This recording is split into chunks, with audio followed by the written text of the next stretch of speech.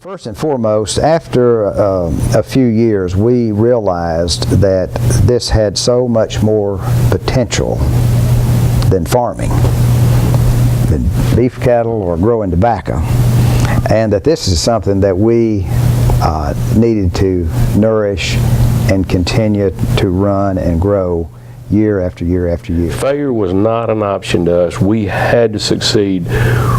We didn't know anything else we could do.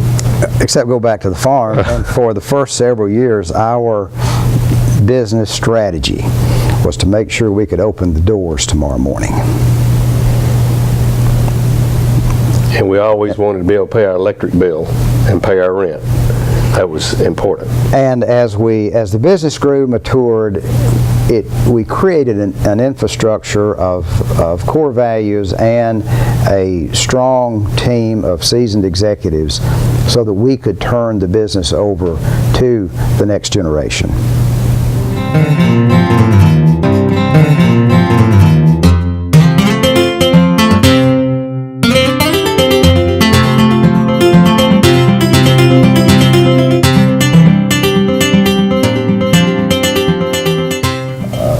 The company was started back in 1971.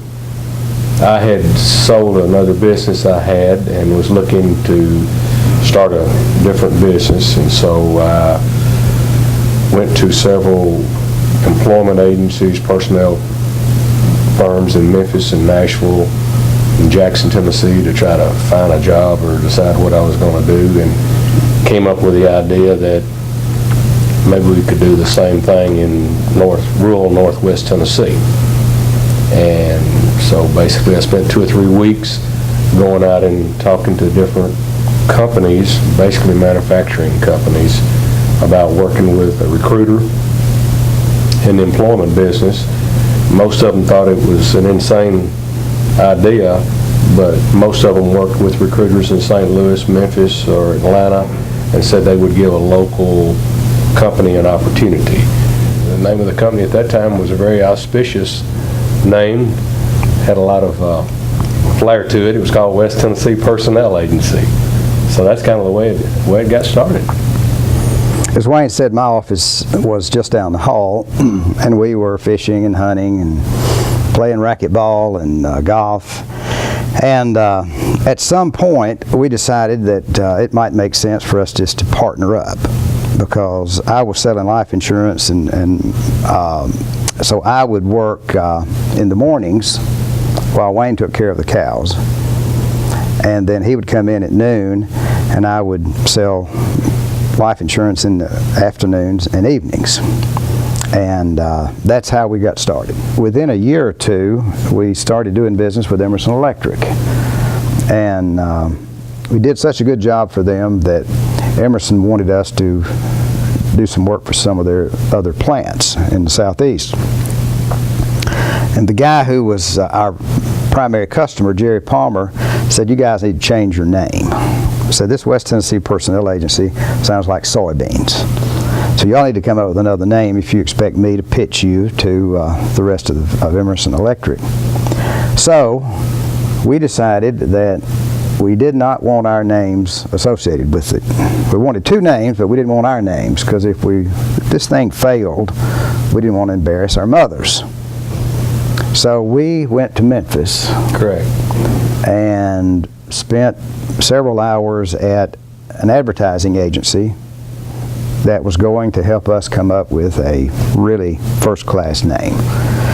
And I don't recall what the options were, but we didn't like any of them. So several hours later, we found ourselves out on the sidewalk, and we decided we were not going to leave Memphis without having this issue resolved. So I think Wayne decided he'd pick the first one.